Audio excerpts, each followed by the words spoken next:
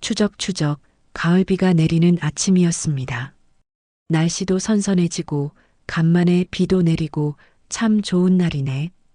박영숙의 70번째 생일날 세월의 흔적이 켜켜이 쌓인 그녀의 집은 새벽부터 뽀얀 김이 가득 들어차 있었죠. 주방에서는 달큰하고 구수한 소갈비찜 냄새가 온 집안에 진동을 했어요. 영숙은 커다란 냄비 뚜껑을 열고 둥둥 떠오른 갈비의 기름을 국자로 조심스럽게 걷어냈습니다. 그녀의 주름진 얼굴의 고된 삶 속에서도 피어나는 희미한 미소가 떠올랐습니다. 모두 며칠 전 하나뿐인 아들 지훈에게서 걸려온 전화 한 통 때문이었죠. 엄마, 제가 이번 사업 매출이 너무 잘 나왔어요. 그런데 세금이 생각했던 것보다 너무 많이 나오게 됐지 뭐예요. 축하한다, 지훈아. 근데 세금이 많이 나와서 어쩌니.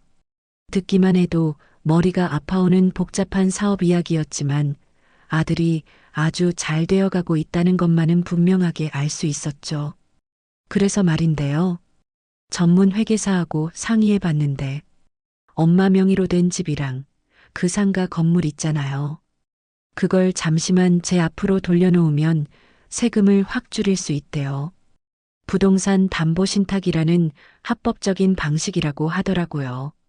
영숙은 담보신탁이라는 생전 처음 들어보는 말이 도무지 무슨 뜻인지 정확히 알 수는 없었습니다.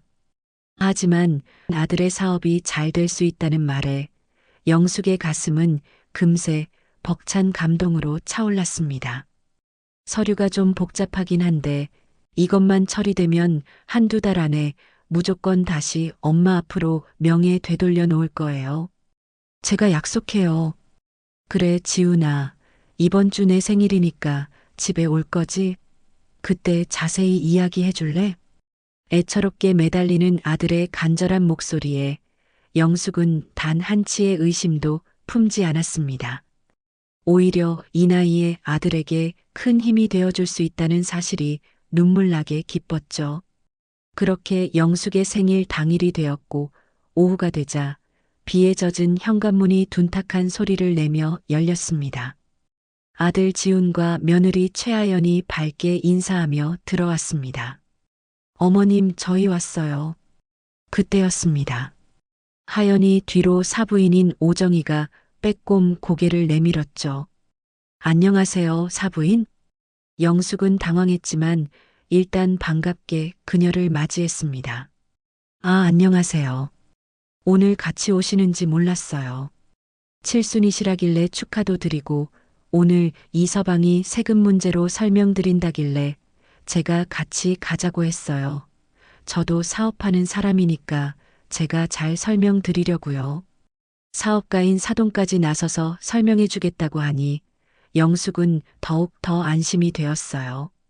그때 하연이 현관에 들어서자마자 요란한 소리를 내며 영숙의 손을 덥석 잡았습니다. 어머님, 칠순 너무너무 축하드려요.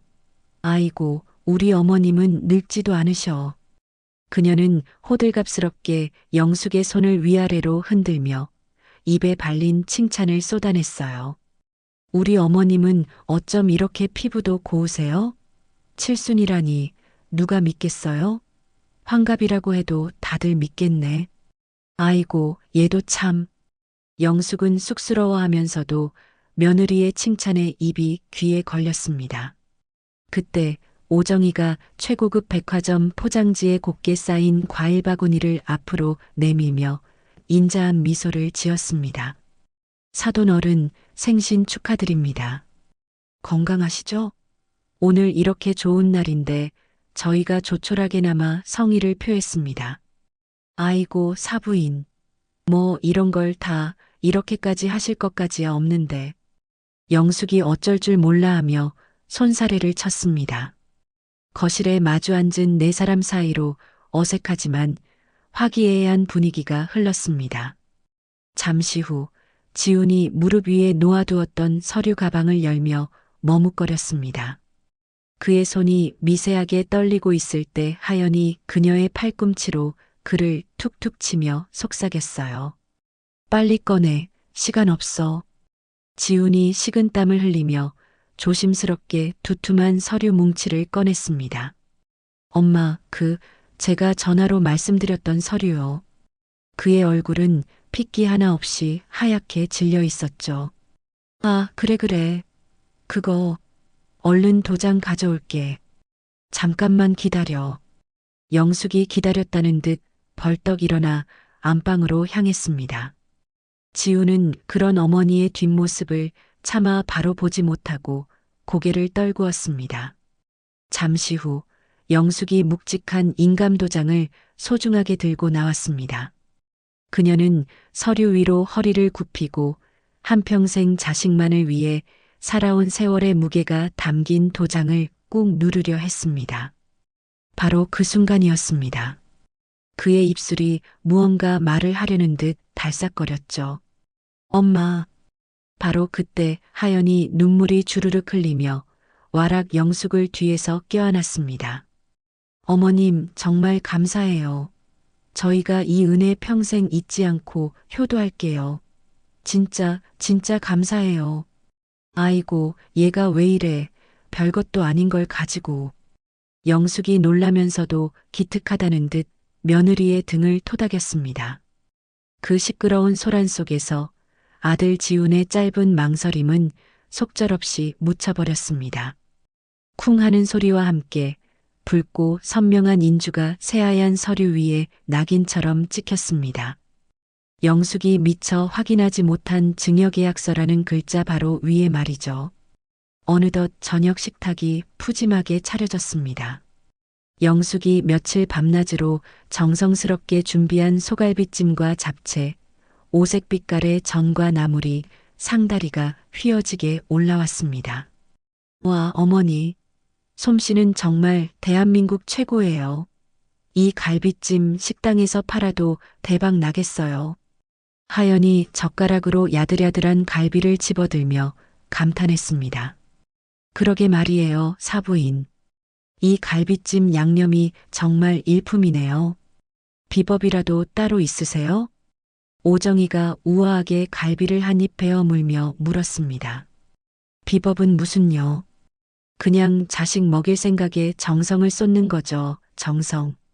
영숙이 수줍게 웃으며 대답했습니다. 어색했던 분위기는 몇 차례 술잔이 오고 가자 금세 풀어졌습니다. 지훈의 얼굴이 시뻘겋게 달아올랐습니다. 그가 취기가 오른 손으로 영숙의 주름진 손을 덥석 잡았어요. 엄마. 지훈의 목소리가 심하게 떨리고 있었습니다. 내가 진짜 꼭 성공해서 우리 엄마한테 진짜 효도할게요. 정말이야. 그의 말에는 평소와 다른 무언가가 뒤섞여 있었습니다. 그것은 깊은 죄책감 같기도 했고 서글픈 슬픔 같기도 했습니다.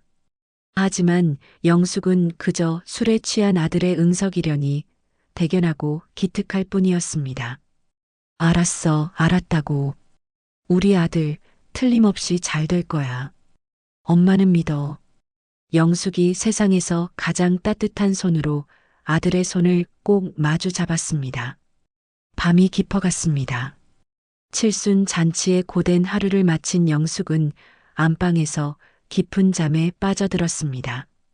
그녀의 방문 너머 어두운 거실에서는 두 사람의 작은 속삭임이 울려 퍼졌습니다. 오정이가 붉은 와인이 담긴 잔을 우아하게 들어 올렸죠. 자, 드디어 첫 번째 단계는 성공적으로 끝났어. 축배를 들자고. 생각보다 너무 쉽네, 엄마. 시시할 정도로. 하연이 서류를 들여다보며 입꼬리를 비스듬히 올렸어요. 지우는 소파에 시체처럼 기대앉아 술에 취해 코를 골며 잠이 들어 있었습니다. 걱정 마. 이제부터 계획대로만 하면 모든 게 더 잘 될 거야. 이 서방 다른 생각 못하게 잘 감시하고 아주 약해 빠진 놈이라 불안하다니까. 오정이가 얼음처럼 차가운 미소를 지으며 와인을 한 모금 마셨습니다. 나지막한 스탠드 조명 아래 증여계약서 5글자가 섬뜩하게 번뜩였습니다. 몇 주 후 자신의 집 소파에 누워 텔레비전을 보던 지훈의 휴대폰에 짧은 문자 한 통이 도착했습니다. 등기 이전 완료. 법무사 김태평. 지훈이 아무런 표정 없이 휴대폰 화면을 아내인 하연에게 보여주었습니다. 하연은 소리 없이 입꼬리를 올리며 소파 맞은편에 앉은 어머니 오정희를 힐끗 쳐다보았죠. 오정희가 만족스럽다는 듯 천천히 고개를 끄덕였습니다. 그날 오후 영숙의 집 현관문이 부서져라 요란한 소리를 내며 열렸습니다. 어머니, 저희 왔어요. 날카롭게 울려 퍼지는 하연의 목소리 뒤로 이삿짐을 가득 짊어진 용역 직원들이 우르르 집 안으로 몰려들었습니다. 어머, 이게 무슨 일이니? 난데없는 상황에 놀란 영숙이 국을 끓이다 말고 주방에서 달려나왔어요. 어머니, 저희 집 팔았어요. 이제 여기서 같이 살아야 해요. 아들 지훈이 무표정한 얼굴로 말했습니다. 영숙의 눈이 지진이라도 난 듯 흔들렸습니다. 뭐, 갑자기 집을 팔다니, 혹시 무슨 일이라도 생긴 거야? 별일 아니에요. 그냥 정리할 게 좀 있어서요. 지훈은 걱정하는 어머니의 말을 칼로 자르듯 끊어버리고는 거실로 성큼성큼 들어갔습니다. 순식간에 집안은 정체 모를 짐들로 발 디딜 틈 없이 가득 찼어요. 그때 오정희가 커다란 여행 가방을 끌고 우아하게 집 안으로 들어섰습니다. 사돈 어른, 제가 딸 이사하는 걸 좀 도와줘야 해서요. 염치 없지만 며칠만 신세 좀 지겠습니다. 아, 네, 그러세요, 사부인. 영숙은 경황이 없는 와중에도 어쩔 수 없이 고개를 끄덕일 수밖에 없었죠. 하지만 며칠만 신세를 지겠다던 오정희는 그날 이후로 떠날 기미를 전혀 보이지 않았습니다. 그날부터 영숙의 집은 더 이상 온전히 그녀만의 공간이 아니게 되었습니다. 다음 날 오후 오정희가 소파에 앉아 손톱에 매니큐어를 바르며 텔레비전을 보고 있었습니다. 사부인. 오정희가 부엌 쪽을 향해 영숙을 불렀습니다. 네, 사부인. 영숙이 저녁 준비를 하다 말고 부엌에서 고개를 내밀었어요. 물 좀 떠다 주실 수 있으세요? 손에 매니큐어를 칠했는데 아직 덜 말라서요. 오정희는 자신의 손가락에 눈도 떼지 않고 말했습니다. 그것은 부탁이 아니라 마치 평생을 부려온 하녀에게 내리는 명령과도 같았어요. 아, 네.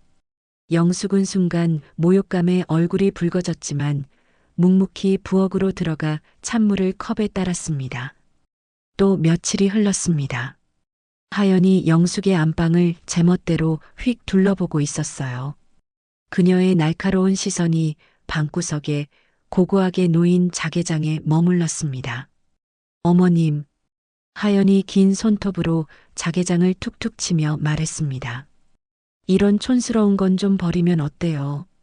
집 전체 수준이 다 떨어져 보여요. 아가, 그게 우리 아버지가 나 결혼할 때 큰맘 먹고 장만해준 귀한 건데. 영숙이 더듬거리며 조심스럽게 말했습니다. 요즘 세상에 누가 이런 걸 써요? 이건 그냥 고물상에 돈 주고 팔아야 할 폐물이죠. 폐물. 하연이 어처구 없다는 듯 코웃음을 쳤습니다. 당황한 영숙이 구원이라도 요청하듯 거실에 있는 아들을 쳐다보았어요. 지훈아, 엄마 하연이 말이 맞아요. 이제 우리도 좀 세련되게 살아야죠. 지훈은 스마트폰에서 단 한순간도 눈을 떼지 않은 채 얼음장처럼 차가운 목소리로 대답했습니다. 영숙의 입술이 속절없이 파르르 떨렸습니다. 자신이 낳고 기른 아들이 맞는지 의심스러웠죠. 일주일이 지난 어느 날 저녁이었습니다. 지훈이 영숙을 거실 소파에 정색하며 앉혔습니다.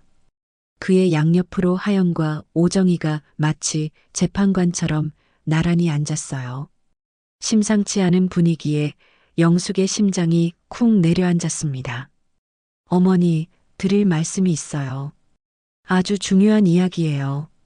지훈이 무거운 목소리로 말문을 열었습니다. 저희가 이 집을 완전히 새로 뜯어 고칠 거예요. 리모델링이라고 하죠. 리모델링? 영숙이 놀라 되물었습니다. 네. 공사를 시작하면 먼지랑 소음이 엄청날 거예요. 엄마 건강에 아주 해롭다고요. 하연이 옆에서 능청스럽게 거들었습니다. 그래서 저희가 어머니를 위해 특별히 준비한 게 있어요. 지훈이 잠시 말을 멈추고 어머니의 눈을 똑바로 쳐다보았습니다. 공사하는 한두 달 동안 편안하게 푹 쉬시라고 아주 좋은 효도 요양원을 예약해뒀어요. 뭐, 요양원? 영숙의 얼굴이 새하얗게 질려버렸습니다. 네, 시설이 정말 끝내주게 좋대요. 경치도 좋고 공기도 맑고요. 어머니 같은 분들이 편히 쉬시기에 딱 좋은 곳이에요.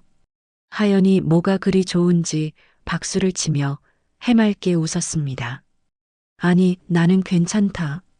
나는 그냥 여기 있을게. 먼지쯤이야 내가 치우면 되고. 엄마, 지훈이 버럭 소리를 질렀습니다. 평생 들어본 적 없는 아들의 고성에 영숙은 깜짝 놀라 입을 다물었어요. 제발 저희가 엄마 생각해서 하는 말 좀 들으세요. 먼지 구덩이인 공사장에서 대체 어떻게 계시겠다는 거예요? 지훈의 표정은 더없이 단호했습니다. 영숙은 아들의 싸늘하고 낯선 눈빛 앞에서 그 어떤 말도 더 이상 할 수가 없었습니다. 다음 날 아침은 유난히 어둡고 추웠습니다. 영숙은 낡은 옷 몇 가지만을 작은 가방에 꾸역꾸역 담았어요. 자신의 집에서 쫓겨나는 신세가 처량해 손이 부들부들 떨렸습니다. 엄마, 빨리 가요. 지훈이 현관에서 무정하게 재촉했습니다. 영숙이 가방을 들고 힘없이 밖으로 나왔어요. 하연이 팔짱을 낀 채 위풍당당하게 현관 앞에 서 있었습니다. 어머님, 부디 푹 쉬다 오세요. 저희가 그동안 이 집 아주 예쁘게 만들어 놓을게요. 하연의 얼굴에 걸린 미소는 악마처럼 차가웠습니다. 차 안은 무거운 침묵으로 가득했어요. 지훈은 운전대만 꽉 쥔 채 앞만 보고 달릴 뿐이었죠. 지훈아. 영숙이 조심스럽게 입을 열었지만 지훈은 대답하지 않았습니다. 정말 한두 달이면 다시 집으로 돌아올 수 있는 거지? 네. 한참 만에 돌아온 아들의 대답은 칼날처럼 짧고 차가웠습니다. 1시간쯤 달렸을까요? 차가 멈춰선 곳은 인적조차 드문 외진 곳에 위치한 낡은 회색 건물이었습니다. 실버타운 요양원이라는 낡은 간판이 비에 얼룩져 있었어요. 건물 안으로 들어서자 코를 찌르는 소독약 냄새가 영숙을 맞았습니다. 복도를 힘없이 지나치는 노인들의 눈빛에는 그 어떤 생기도 찾아볼 수 없었죠. 엄마, 여기에요. 지훈이 영숙을 창문도 작고 해가 들지 않는 작은 방으로 안내했습니다. 방 안에는 좁은 침대 하나와 낡은 옷장만 덩그러니 놓여 있었어요. 금방 다시 올게요, 엄마. 지훈이 마치 도망치듯 서둘러 등을 돌렸습니다. 지훈아. 영숙이 다급하게 아들의 팔을 잡았어요. 하지만 지훈은 그 손을 매정하게 뿌리쳤습니다. 전화할게요. 지훈은 끝내 어머니를 돌아보지 않고 그대로 방을 나가버렸습니다. 긱 차가운 철문이 굳게 닫히는 소리가 영숙의 심장을 후벼 팠습니다. 영숙은 황급히 창문으로 다가가 밖을 내다보았어요. 지훈의 차가 한 점 미련도 없이 빠르게 멀어져 갔습니다. 집엔 잘 도착했나? 전화 한 통이라도 좀 주지. 그날 밤 영숙은 애타는 마음으로 지훈에게 전화를 걸었습니다. 고객님이 전화를 받을 수 없어. 휴대폰 너머에서는 차가운 기계음만 반복해서 흘러나왔습니다. 이틀이 지나고 일주일이 지났지만 아들에게서는 그 어떤 연락도 오지 않았어요. 영숙은 먼지 쌓인 좁은 침대에 누워 얼룩진 천장만 멍하니 바라보았습니다. 그러다 품속에서 소중히 간직해온 낡은 수첩 하나를 꺼냈어요. 먼저 세상을 떠난 남편이 남긴 유일한 손때 묻은 물건이었죠. 내가 버려진 건가? 영숙의 메마른 눈에서 뜨거운 눈물 한 줄기가 주르륵 흘러내렸습니다. 그날 밤 낯선 요양원 침대에서 흘린 눈물은 체념이 아니었습니다. 지옥 같은 현실에서 벗어나려는 처절한 몸부림의 시작이었죠. 여기서 일단 나가야 돼. TV에서만 자식이 부모 버리는 걸 봤지. 이게 내일이 될 줄은 몰랐네. 새벽 4시 영숙은 죽은 듯이 조용히 침대에서 일어났습니다. 칠흑 같은 복도에는 순찰을 도는 간호사의 그림자조차 보이지 않았어요. 그녀는 떨리는 손으로 낡은 가방을 움켜쥐고 조심스럽게 방문을 열었습니다. 한 걸음 한 걸음 비상구를 향해 발걸음을 옮겼습니다. 오랜만에 느껴보는 긴장감에 심장이 금방이라도 터질 듯 쿵쿵 뛰었죠. 녹슨 철문을 살짝 밀자 삑 하는 날카로운 소리가 어둠을 갈랐습니다. 아휴, 깜짝이야. 영숙이 숨을 멈추고 제자리에 못 박힌 듯 멈춰 섰어요. 하지만 다행히 아무도 오지 않았습니다. 그녀는 재빨리 건물 밖으로 나갔습니다. 칼날 같은 새벽 공기가 뺨을 스치자 비로소 살아있다는 감각이 돌아왔어요. 영숙은 어둠 속을 정처 없이 그저 앞만 보고 걸었습니다. 동이 트기 시작할 무렵 차가운 가을비가 다시 내리기 시작했고 영숙의 얇은 옷이 금세 축축하게 젖어들었습니다. 그녀는 택시를 잡아 타고 운전기사에게 주소를 건넸습니다. 얼마나 지났을까 영숙의 눈앞에 낯익은 거리가 나타났습니다. 바로 그녀의 청춘과 땀이 서려있던 박영숙 곰탕 가게가 있던 동네였죠. 하지만 가게가 있던 자리에는 번쩍이는 옷가게가 낯설게 들어서 있었습니다. 없어졌네. 곰탕 가게. 영숙은 그 자리에 멍하니 서 있을 수밖에 없었습니다. 빗물인지 눈물인지 모를 액체가 얼굴을 타고 하염없이 흘러내렸어요. 결국 다리에 힘이 풀린 영숙은 근처 버스 정류장 의자에 주저앉았습니다. 아이고, 이게 누구예요? 그때 누군가 영숙의 이름을 부르며 다가왔어요. 50대 중반쯤으로 보이는 인상이 선한 여자였습니다. 사장님, 국밥집 사장님 맞으시죠? 세상에, 이게 대체 무슨 꼴이세요? 여자가 깜짝 놀라며 자신의 우산으로 영숙의 비를 가려주었습니다. 가게를 할 때 자주 오던 옛 단골 손님이 미란이었어요. 아, 미란 씨. 영숙의 입술이 파랗게 떨리며 아무 말도 잇지 못했습니다. 어머 세상에, 일단 비부터 피하세요. 이리 들어오세요. 미란이 영숙을 정류장 지붕 아래로 부축했습니다.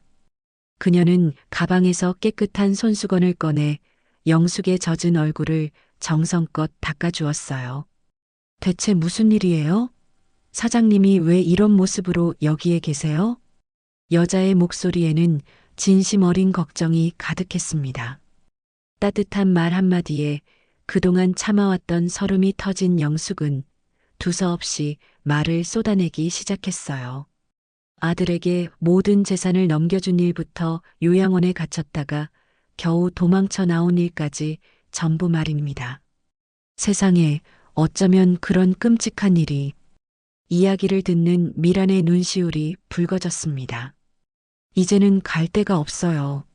아들 녀석은 전화도 받지 않고 영숙이 아이처럼 흐느꼈습니다. 여자가 잠시 생각에 잠기더니 조심스럽게 입을 열었어요. 제가 아는 변호사님은 없는데요.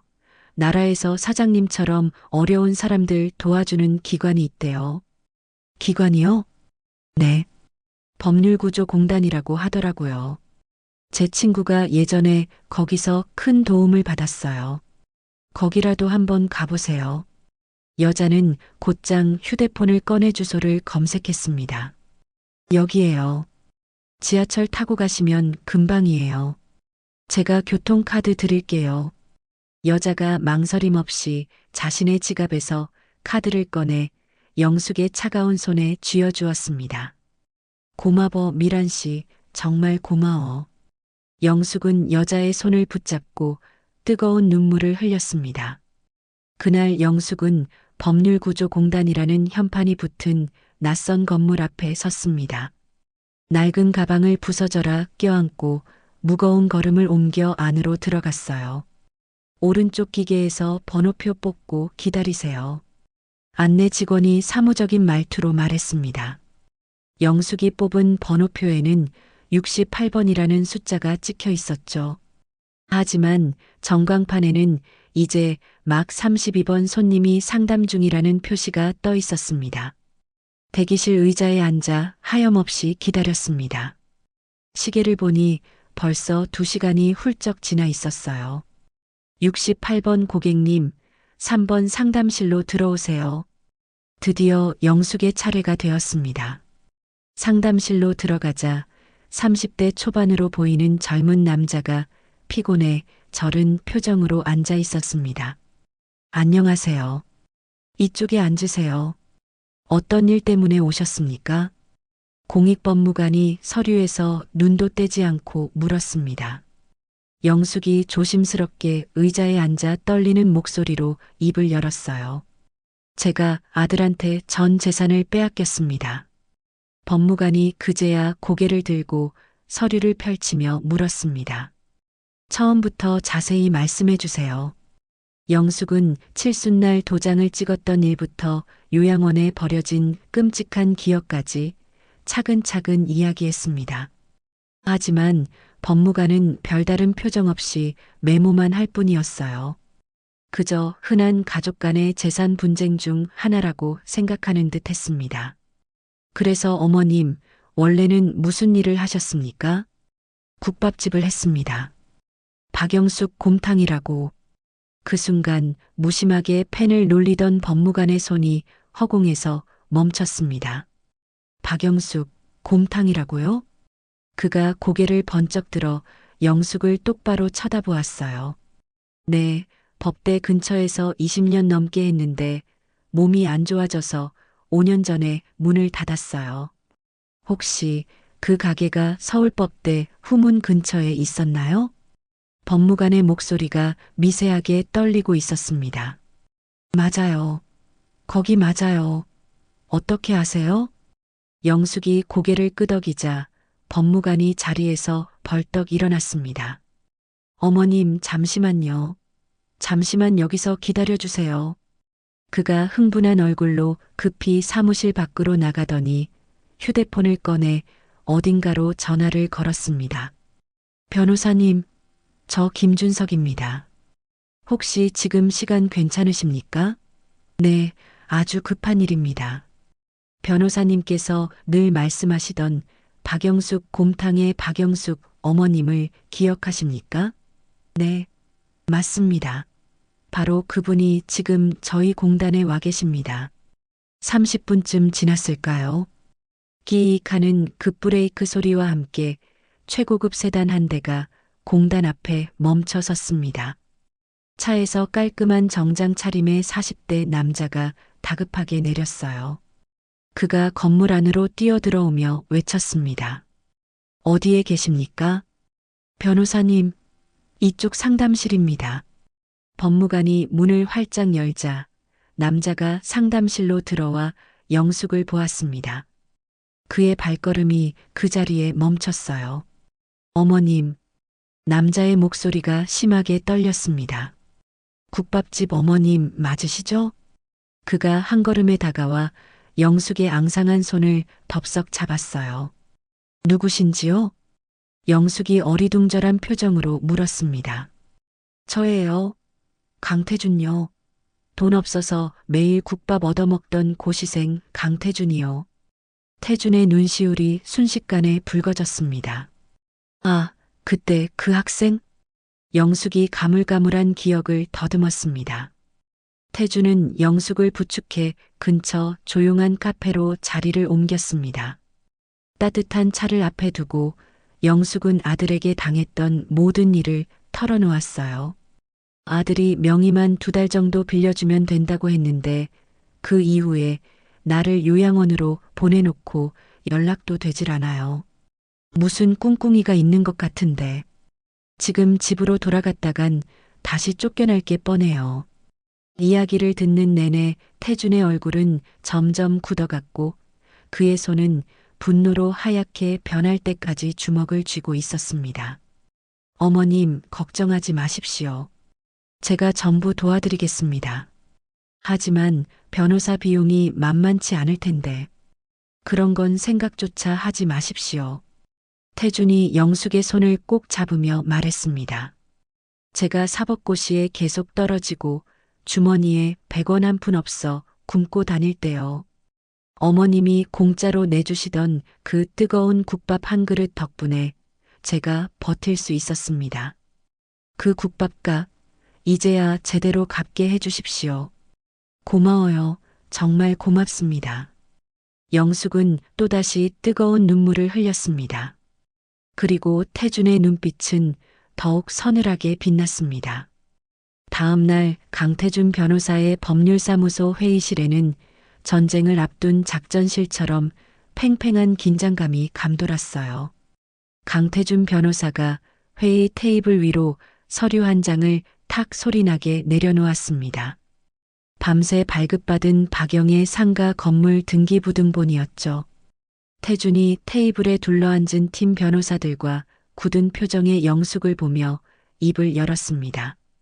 어젯밤 바로 등기부등본부터 확인했습니다. 예상대로 등기원인은 증여로 명확하게 기재되어 있습니다. 이것이 우리가 넘어야 할 첫 번째 벽입니다. 옆에 있던 남자 변호사가 서류를 들여다보며 신중하게 말했습니다. 맞습니다, 변호사님. 증여계약서에 박영숙 어머님의 인감도장이 찍혔고 이미 등기 이전까지 끝난 마당이라 법적으로 뒤집기가 매우 어렵습니다. 태준이 고개를 끄덕였습니다. 그의 눈빛은 흔들림이 없었죠. 그래서 우리가 증명해야 할 것은 명확합니다. 첫째, 이들이 처음부터 어머님을 속일 의도가 있었다는 것. 둘째, 계약 당시 어머님의 판단력은 아주 온전했다는 것. 이 2가지를 입증해야만 이길 수 있는 싸움입니다. 태준은 노트북을 열어 화면을 가리켰습니다. 저는 이 모든 일을 주도한 사람이 박영숙 의뢰인의 사돈 오정희일 가능성이 높다고 생각하고 있습니다. 박 변호사, 오정희에 대해 예비조사한 내용 보고해 주세요. 여자 변호사가 기다렸다는 듯 서류를 펼쳤습니다. 네, 대표님. 오정희는 과거 중국에서 사업을 하다 투자 사기 혐의로 고소당한 전력이 있습니다. 한국에 들어와서도 몇 번이나 소액 금융 사기 혐의로 경찰 조사를 받은 기록이 있고요. 역시 태준이 턱을 쓸었습니다. 영숙은 처음 듣는 사돈의 과거에 놀라 입을 작게 벌렸어요. 이건 단순한 가족 분쟁이 아닙니다. 처음부터 계획된 범죄라는 확신이 드는군요. 태준이 다시 영숙을 바라보며 부드럽게 물었습니다. 어머님, 혹시 아드님이 최근에 주변 사람들에게 어머님에 대해 이상한 말을 하고 다닌 적은 없었나요? 예를 들어 요즘 깜빡깜빡 하신다거나 하는 말이요. 이상한 말이요? 그 순간 영숙의 머릿속에 안개 속 같던 기억 하나가 번개처럼 스쳐 지나갔습니다. 아, 생각해보니 가게 단골이던 세탁소 사장님이 그런 말을 한 적이 있어요. 아들 지훈이가 제 걱정을 많이 하고 다닌다고. 어떤 걱정 말입니까? 여자 변호사의 눈이 날카롭게 빛났습니다. 글쎄, 요즘 우리 엄마가 자꾸 엉뚱한 소리를 한다고 그런 식으로 말을 하고 다녔다고 해요. 저는 단 한 번도 그런 적이 없는데 말입니다. 영숙의 목소리가 억울함에 떨렸습니다. 태준이 주먹으로 책상을 가볍게 쳤습니다. 바로 그거예요. 그놈들이 미리 밑밥을 깔아둔 겁니다. 혹시 모를 법적 다툼이 생길 경우를 대비해서 어머님을 판단력이 흐린 사람으로 만들어 두려고 한 거죠. 남자 변호사가 고개를 끄덕였습니다. 그렇다면 그 말을 들었던 단골들의 증언이 결정적인 증거가 되겠군요. 맞습니다. 태준이 서랍에서 작은 녹음기 하나를 꺼내 영숙에게 건넸습니다. 어머님 힘드시겠지만 아드님이 이런 이야기를 했을 것 같은 인물들 직접 찾아가서 증언을 받아주실 수 있을까요? 어머님께서 직접 찾아가야만 마음 편히 이야기해 줄 겁니다. 제가 잘할 수 있을까요? 영숙의 손이 불안하게 떨렸지만 그녀는 이내 녹음기를 굳게 움켜쥐었습니다. 며칠 후 영숙은 자신의 기억을 더듬어 사람들을 찾아 나섰습니다. 가장 먼저 들른 약국의 약사는 영숙을 보자마자 반갑게 맞이해 주었어요. 어머님 안녕하세요. 지난번에 아들분이 영양제 사가셨는데 드시고 좀 어떠세요? 사장님, 우리 아들이 최근에 약국 온 적 있어요? 영숙이 주머니 속 녹음기 버튼을 누르며 묻자 약사는 확고한 대답을 이어나갔습니다. 그럼요. 어머님이 자꾸 깜빡깜빡 하신다면서 저한테 건망증에 좋은 영양제를 사갔어요. 같은 말을 자꾸 반복하신다면서 걱정이 이만저만이 아니더라고요. 근데 제가 보기엔 어머님은 너무 정정하셔서 그때 조금 이상하다 생각했죠. 세탁소 주인도 과일 가게 사장도 모두 비슷한 증언을 해주었습니다. 아들 지훈이 엄마의 정신이 온전치 못하다는 말을 일부러 퍼뜨리고 다녔다는 사실이 명백해졌죠. 일주일 뒤 영숙은 빼곡히 녹음된 증거를 가지고 사무실로 돌아왔습니다. 팀 변호사들은 녹음 내용을 듣고 환호성을 질렀어요. 이건 명백한 사기 공모의 증거입니다. 박영숙 의뢰인님 재산을 노리고 어머님을 치매 환자로 만들려 한 거잖아요. 혹시라도 나중에 법적으로 문제가 생기면 이들을 증인으로 내세우려는 작전이었겠죠. 그때 태준이 사설조사업체에서 온 두툼한 보고서를 테이블 위에 펼쳤습니다. 오정희에 대한 본조사 결과가 나왔습니다. 보고서를 읽어내려가는 태준의 미간이 깊게 찌푸려졌습니다. 이 여자 정말 악질이군요. 현재 중국에서 투자 사기 혐의로 수배 중인 상태로 한국으로 도주한 국제 사기꾼입니다. 네, 수배 중이라고요? 영숙은 물론이고 팀 변호사들까지 경악했습니다. 네. 그리고 그 딸 최아연은 과거 중국에서 오정희의 사기 행각을 도운 공범으로 함께 조사를 받았습니다. 이들의 목적은 아마 어머님 재산을 빼돌려 해외로 도망치려는 걸 거예요. 남자 변호사가 분노하며 말했습니다. 이 정도 증거라면 당장 사기죄로 형사 고소하고 전부 감옥에 보낼 수 있습니다. 물론이죠. 하지만 우리에겐 저들의 자백이라는 결정타가 필요합니다. 태준이 턱을 괴며 서늘한 미소를 지었습니다. 미끼를 던져야죠. 저들이 가장 좋아하는 것, 바로 돈이라는 미끼를 말입니다. 어떻게요? 가짜 개발 계획을 만들어서 흘릴 겁니다.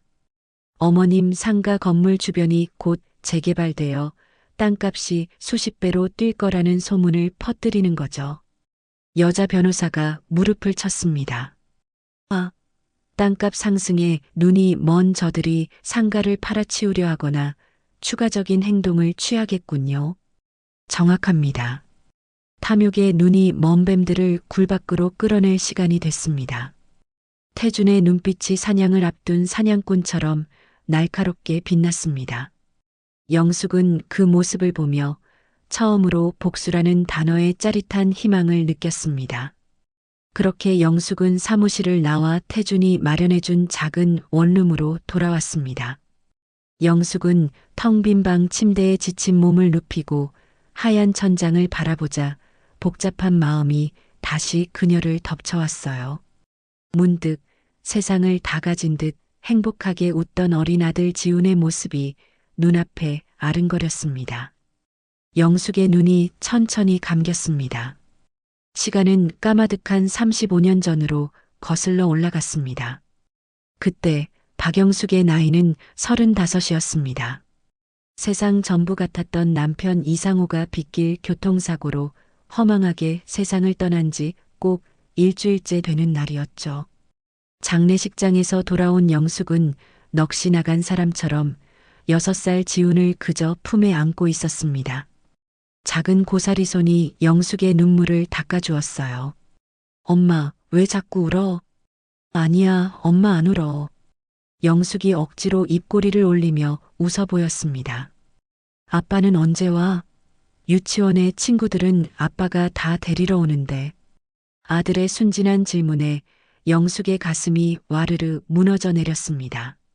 아빠는 아주 먼 하늘나라에 갔어. 거기서 우리 지훈이 씩씩하게 잘 크는지 지켜보고 있을 거야. 영숙이 더는 참지 못하고 아들을 부서져라 껴안았습니다.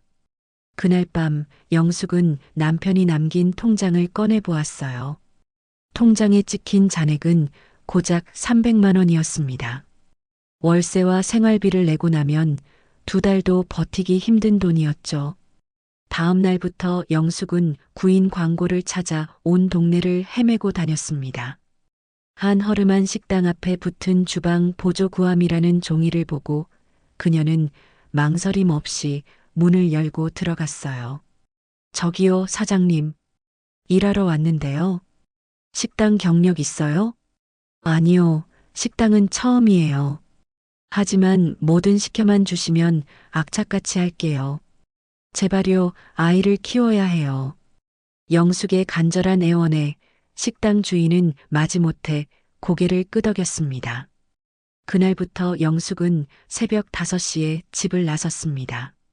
하루 종일 산더미 같은 설거지와 씨름하고 바닥 청소와 재료 손질을 했죠. 밤 10시가 되어서야 파김치가 된 몸으로 집에 돌아왔습니다. 한 달 뒤 월급으로 받은 돈은 120만 원이었습니다. 이걸로는 아이와 함께 살아가기 턱없이 부족했어요. 설상가상으로 그날 밤 지훈이 불덩이 같은 열에 펄펄 끓기 시작했습니다. 엄마, 나 너무 아파. 영숙은 끙끙 앓는 지훈을 업고 한밤중에 응급실로 미친 듯이 뛰어갔습니다. 독감입니다. 주사 맞고 약 먹으면 괜찮아질 겁니다. 수납하고 오세요. 네, 진료비가 얼마인가요? 3만 5천 원입니다. 영숙이 황급히 지갑을 열었지만 가진 돈은 2만 원 남짓이 전부였습니다. 신용카드는 이미 한도 초과였죠. 죄송한데 돈을 내일 아침에 가져다 드리면 안 될까요? 아이가 너무 아파서요. 그건 곤란한데요, 어머님. 간호사의 난처한 대답에 영숙은 결국 주사도 못 맞힌 아이를 들쳐 업고 병원을 나올 수밖에 없었습니다. 엄마, 너무 추워. 품에 안긴 지훈이 덜덜 떨었습니다. 영숙은 이를 악물고 집으로 뛰어갔어요. 장롱 깊숙한 곳에 숨겨두었던 작은 금반지를 꺼내 들었습니다. 결혼할 때 시어머니가 물려주신 소중한 반지였죠. 그녀는 24시간 문을 여는 금은방으로 달려가 반지를 팔아 5만 원을 손에 쥐었습니다. 그 돈으로 약국에 가서 해열제와 감기약을 사서 아이에게 먹이고 나서야 영숙은 아들의 이마를 쓸어주며 소리 없이 눈물을 흘렸습니다. 미안해, 아들. 이 못난 엄마가 정말 미안해. 3년이 흘렀습니다. 영숙은 식당 일을 그만두고 남편이 남긴 작은 가게 터에 박영숙 곰탕이라는 간판을 내걸었어요. 매일 새벽 3시면 일어나 시장에서 솥뼈를 받아와 자기 몸만 한 가마솥에 넣고 펄펄 끓였습니다. 온종일 뜨거운 김과 씨름하며 땀을 뻘뻘 흘렸지만 내 가게라는 생각에 힘든 줄도 몰랐죠. 엄마, 나 학교 다녀왔습니다. 어느덧 9살이 된 지훈이 책가방을 맨 채 가게로 뛰어들어왔습니다. 어머, 우리 아들 왔어? 오늘 받아쓰기 100점 맞았네. 아이고 장하다. 영숙이 기름때 묻은 손을 앞치마에 닿고 아들의 머리를 쓰다듬었습니다. 엄마, 나 배고파. 국밥 먹어도 돼? 당연하지. 엄마가 세상에서 제일 맛있는 국밥 끓여줄게. 영숙은 작은 뚝배기에 뽀얀 국물을 담고 밥을 말아 파를 송송 썰어 주었습니다. 와, 맛있다. 우리 엄마 국밥이 세상에서 제일 맛있어. 후루룩 소리를 내며 국밥을 먹는 아들의 모습만 봐도 배가 불렀습니다. 그날 저녁 숙제를 하다 책상에서 잠이 든 아들이 중얼거렸습니다. 엄마, 나 커서 세상에서 제일 큰 집 사줄 거야. 엄마랑 같이 살 거야. 영숙은 잠든 아들을 보며 고된 하루의 피로를 잊었습니다. 다시 10년이 더 흘렀어요. 박영숙 곰탕은 동네에서 모르는 사람이 없는 맛집이 되었고 그 덕에 작은 상가 건물도 하나 살 수 있었습니다. 21살이 된 지우는 그토록 원하던 명문대학에 합격했습니다. 엄마, 나 합격했어. 엄마 고마워. 엄마 아니었으면 절대 못했어. 아니야, 네가 잘나서 그런 거지. 우리 아들 정말 고생 많았다. 아니야. 엄마가 나 때문에 평생 고생한 거 다 알아. 내가 꼭 성공해서 엄마한테 제대로 효도할게. 약속해. 영숙은 눈물을 글썽이며 자랑스러운 아들을 힘껏 안아주었습니다.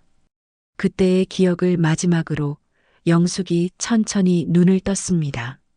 눈앞에는 따뜻했던 곰탕집이 아닌 차갑고 낯선 원룸의 천장이 보였습니다. 세상에서 제일 큰 집 사준다던 내 아들은 나한테 효도하겠다던 그때 그 아이는 대체 어디로 간 걸까? 영숙의 눈에서 뜨거운 눈물이 베개를 적셨습니다. 지난밤 씁쓸한 과거의 기억에 뜬 눈으로 밤을 새운 영숙은 침대에서 일어나 창밖을 바라보았습니다. 어느새 해가 중천에 떠올라 있었어요. 그때 머리맡에 놓아둔 휴대폰이 짧게 울렸습니다. 강태준 변호사에게서 온 문자였죠. 어머님, 오늘 점심 함께 하시겠습니까? 드릴 말씀이 있습니다. 2시간 후 영숙은 태준과 식당에서 마주 앉았습니다. 어머님, 간밤에 잠은 좀 주무셨어요? 태준이 따뜻한 물을 따라주며 걱정스럽게 물었습니다. 옛날 생각을 하다 보니 뒤척이느라 잠을 설쳤네요. 영숙이 물을 한 모금 마시며 희미하게 웃었어요. 혹시 며느님 최아연 씨와 처음 만났던 날을 기억하십니까? 기억나죠. 그걸 어떻게 잊겠어요. 영숙의 표정이 순간 어두워졌습니다. 그때의 이야기를 조금만 자세히 들려주실 수 있겠습니까? 그들의 사기 행각을 입증할 중요한 증거가 될 수 있습니다. 태준이 노트를 펼치자 영숙이 천천히 입을 열었습니다. 이야기는 3년 전 화창한 봄날이었습니다. 아들 지훈이 오랜만에 집으로 찾아왔어요. 그의 얼굴은 어딘지 모르게 상기되어 있었죠. 엄마, 나 소개할 사람 있어요. 소개할 사람? 영숙이 하던 일을 멈추고 앞치마를 벗으며 물었습니다. 응, 내가 사귀는 사람. 지훈의 얼굴이 홍당무처럼 붉어졌습니다. 정말? 아이고, 우리 아들이 드디어 장가갈 때가 됐나 보네. 영숙이 자기 일처럼 기뻐하며 손뼉을 쳤습니다. 다음 주 주말에 데리고 올게요. 맛있는 밥 좀 해줘요, 엄마. 그럼, 당연하지. 상다리가 휘어지게 차려줘야지. 영숙은 그날부터 마음이 들떠 있었습니다. 아들의 짝, 미래의 며느리를 만난다는 생각에 며칠 밤을 설쳤어요. 약속한 주말, 현관 초인종이 울렸습니다. 엄마, 저희 왔어요. 문 밖에서 들려오는 아들의 목소리에 영숙이 버선발로 뛰어나가 문을 열었습니다. 훤칠한 아들 지훈의 옆에 인형처럼 예쁘장한 여자가 수줍게 서 있었습니다. 어머님, 처음 뵙겠습니다. 최하연이라고 합니다. 하연이 90도로 허리를 굽혀 깍듯하게 인사했습니다. 아이고, 어서 와요. 뭘 이런 데까지. 들어와요, 어서. 영숙이 활짝 웃으며 하연을 맞이했어요. 집 안으로 들어선 하연은 아주 잠깐 날카로운 눈빛으로 집안을 빠르게 훑어보았습니다. 마치 무언가의 가치를 계산하는 듯한 차가운 눈빛이었죠.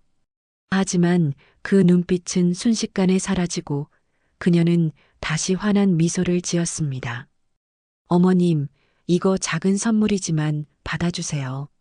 하연이 예쁘게 포장된 고급 한과 세트를 내밀었습니다.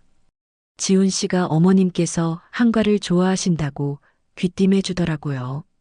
어머나, 이걸 어떻게, 고마워요, 하연 양. 영숙은 싹싹하고 예의 바른 하연의 손을 꼭 잡았습니다. 잠시 후 영숙이 차린 갈비찜, 잡채, 오색전이 상을 가득 채웠습니다. 우와, 어머님, 이걸 정말 다 직접 만드신 거예요? 무슨 한정식 집에 온 것 같아요.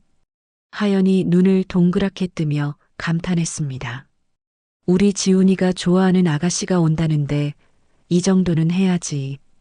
영숙의 말에 하연은 식사하는 내내 칭찬을 쏟아냈습니다.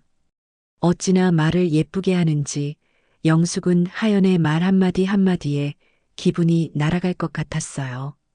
식사를 마치자 하연은 곧장 부엌으로 달려가 설거지를 하겠다고 나섰습니다. 어머님, 제가 할게요. 편히 앉아 계세요. 아니야, 아니야. 손님인데 어떡해. 아니에요. 어머님. 결국 영숙과 하연은 나란히 서서 설거지를 했습니다. 그때 하연이 조심스럽게 말을 꺼냈어요. 어머님, 저 지훈 씨랑 결혼하고 싶어요. 지훈 씨를 정말 많이 사랑하고 그리고 오늘 뵈니 어머님도 너무 좋으세요. 하연이 진심이라는 듯 영숙의 팔을 꼭 안았습니다. 그 모습에 영숙의 마음은 완전히 녹아내렸죠. 고마워요. 우리 지훈이 잘 좀 부탁할게요. 제가 더 감사하죠, 어머님. 그날 이후 하연은 완벽한 예비 며느리였습니다. 값비싼 영양제와 고급 화장품을 선물하며 영숙의 건강과 미용을 살뜰히 챙겼고 시장에 갈 때면 쪼르르 따라 나와 무거운 짐을 대신 들었어요. 영숙은 지훈이 세상에 둘도 없는 복덩이를 만났다고 굳게 믿었습니다. 몇 달 후 두 사람의 결혼식이 열리고 반년쯤 지났을까요? 영숙은 사돈인 오정이를 처음으로 만났습니다. 오정이 역시 딸처럼 교양 있고 품이 있는 모습이었죠. 따님이 어쩜 이렇게 착하고 예쁜지 모르겠습니다. 사부인께서 잘 봐주시니 그렇죠. 저희 하연이가 매일 사부인 칭찬을 입에 달고 산답니다. 네 사람은 화기애애한 분위기 속에서 저녁 식사를 했습니다. 하지만 영숙이 잠시 화장실에 갔을 때였습니다. 이 이후로의 대화는 영숙은 모르는 셋만의 비밀스러운 대화였죠. 거실에 남은 세 사람의 대화는 얼음장처럼 차갑게 변했습니다. 엄마, 나 언제까지 이래야 해? 저 늙은이 비위 맞추는 거 피곤해 죽겠어. 하연이 지겹다는 듯 짜증 섞인 목소리로 말했습니다. 조금만 더 참아. 이제 거의 다 왔어. 저 할망구 명의로 된 상가랑 집만 우리 손에 들어오면 끝이야. 오정이가 와인잔을 흔들며 나지막이 말했습니다. 이서방, 괜찮나? 표정이 왜 그래? 오정이의 말에 지훈이 고개를 푹 숙였습니다. 저도 그냥 빨리 이 모든 게 끝났으면 좋겠습니다. 그래, 곧 기회는 올 거야. 바로 그때 화장실 문이 열리는 소리가 들렸습니다. 세 사람은 순식간에 언제 그랬냐는 듯 다시 환한 표정을 지어 보였죠. 어머님, 다녀오셨어요? 하연이 세상에서 가장 사랑스러운 며느리의 얼굴로 영숙을 맞았습니다. 그렇게 태준에게 설명을 한 영숙의 마음은 더욱 더 아파왔습니다. 그랬군요. 태준이 조용히 메모를 하며 고개를 끄덕였습니다. 저는 정말 정말 까맣게 몰랐어요. 하연이가 저한테 얼마나 잘했는데 그 모든 게 연기였다니. 영숙의 목소리가 배신감으로 심하게 떨렸습니다. 어머님 잘못이 아닙니다. 저들이 보통 내기가 아닌 전문 사기꾼들이었던 겁니다. 태준이 영숙의 손등을 다독였습니다. 이제 모든 증거는 거의 다 모였습니다. 저들이 스스로 파놓은 함정에 빠질 날이 머지 않았습니다. 조금만 더 힘을 내십시오. 며느리의 두 얼굴에 대한 끔찍한 정체를 알게 된 영숙의 손이 가늘게 떨리고 있었습니다. 태주는 그런 영숙의 찻잔에 따뜻한 물을 채워주며 조용히 다음 질문을 이어갔어요. 어머님, 그렇다면 아드님은 언제부터 변하기 시작했다고 느끼셨습니까? 글쎄요, 모든 게 결혼을 하고 나서부터였던 것 같아요. 영숙이 아득한 기억 속으로 빠져들었습니다. 처음부터 그랬던 건가요? 아니면 서서히 변했던 건가요? 아주 서서히요. 끓는 물속 개구리처럼 저도 모르는 사이에 모든 게 변해버린 것 같아요. 영숙의 눈에 다시 눈물이 맺혔습니다. 태주는 그녀가 마음을 추스를 때까지 잠자코 기다려 주었죠. 영숙은 천천히 고개를 끄덕이며 아들이 망가져가던 과정을 이야기하기 시작했습니다. 모든 것은 결혼 생활이 6개월쯤 지났을 무렵이었습니다. 영숙은 아들이 좋아하는 반찬을 바리바리 싸들고 지훈의 신혼집을 찾았어요. 지훈아, 엄마 왔다. 초인종을 누르자 하연이 화사한 얼굴로 문을 열었습니다. 어머님, 어서 오세요. 우리 아들 좋아하는 반찬 좀 해왔어. 냉장고에 넣어두고 먹어. 아이고, 감사해요. 일단 들어오셔서 차라도 한잔 하세요. 하연의 손에 이끌려 거실로 들어서자 지훈이 소파에 앉아 노트북에 몰두하고 있었습니다. 지훈아, 엄마 왔다. 아, 엄마. 오셨어요? 지훈은 영숙에게 눈길 한 번 주지 않고 퉁명스럽게 대답했습니다. 그리곤 다시 노트북 화면으로 시선을 돌렸죠. 응, 너 좋아하는 거라 좀 가져왔어. 아, 고마워요. 아들의 짧은 대답에 영숙은 서운한 마음이 들었지만 애써 내색하지 않았습니다. 하지만 하연은 그 순간을 놓치지 않고 영숙을 주방으로 끌고 가 목소리를 낮췄어요. 어머님, 지훈 씨가 요즘 회사 일 때문에 스트레스를 너무 많이 받아서 그래요. 조금 예민해졌거든요. 스트레스? 일이 잘 안 풀린대? 네, 그래서 말인데요, 어머님. 제가 부탁 하나만 드려도 될까요? 지훈 씨한테 너무 이것저것 물어보시거나 걱정해 주시면 그걸 부담스러워하는 것 같아서요. 제가 옆에서 잘 챙길 테니 어머님은 조금만 거리를 둬주시면 안 될까요? 영숙은 며느리의 그럴듯한 말에 아들을 위한다는 생각으로 고개를 끄덕일 수밖에 없었습니다. 그날 이후 영숙은 아들에게 부담을 주기 싫어 연락을 뜸하게 했어요. 한 달쯤 지나 다시 찾아간 집에는 지훈이 혼자 있었습니다. 지훈아, 요즘도 많이 힘들어? 엄마한테 뭐 어려운 거 있으면 털어놔봐. 엄마.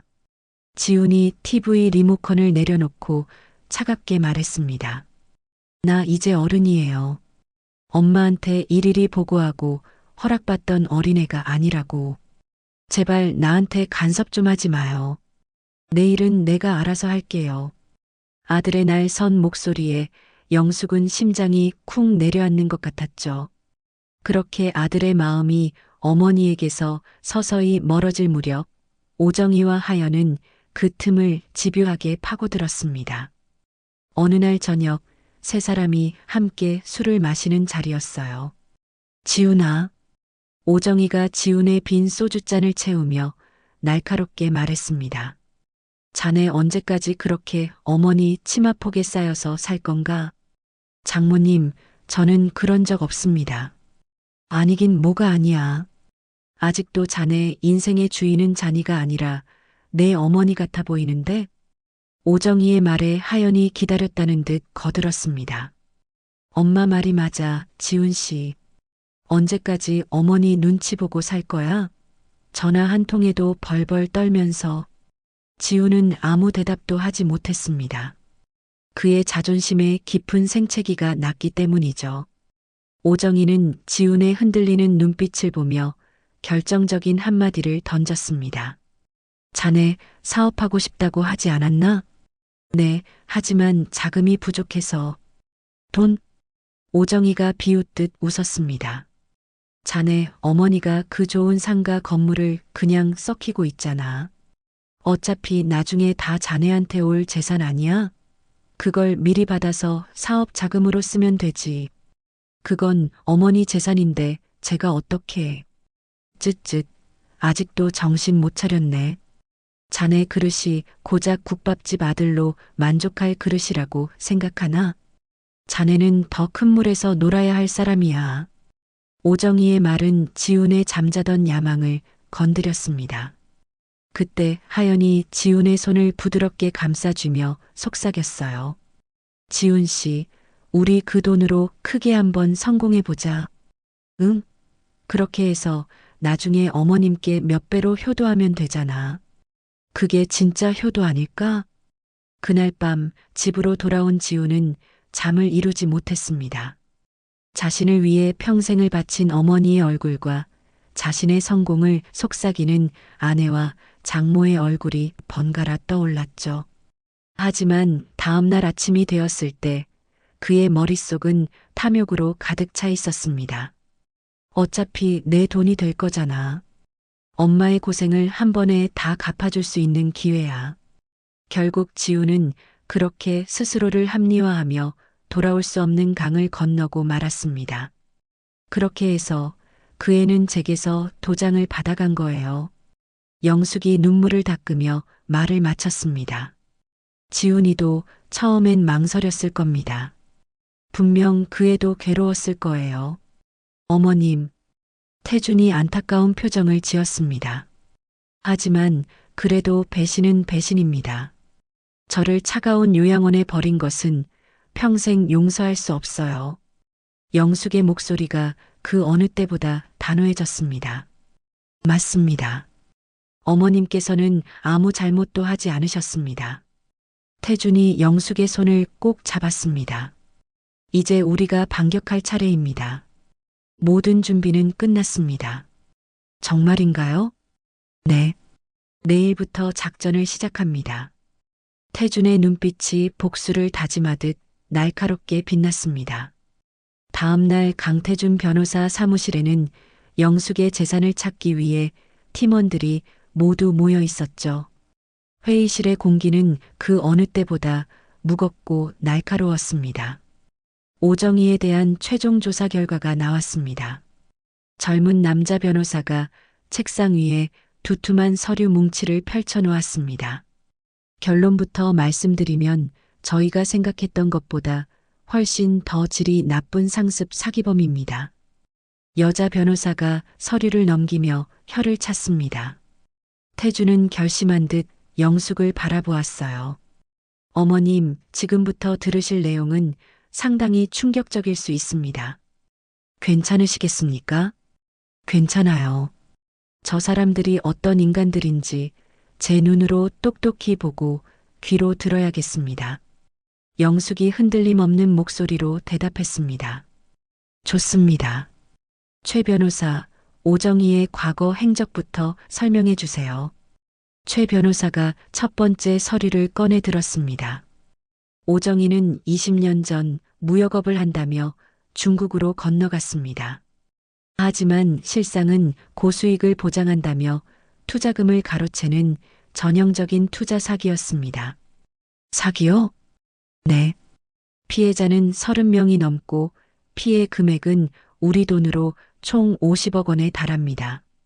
중국 공안의 수사망이 좁혀오자 한국으로 야반도주했고요. 그럼 지금도 쫓기는 몸입니까? 태준이 물었습니다. 그렇습니다. 중국에서는 여전히 지명수배자 신세입니다. 이번에는 옆에 있던 박 변호사가 다른 서류를 내밀며 말을 이었습니다. 한국에 들어와서도 범죄 행각은 계속됐습니다.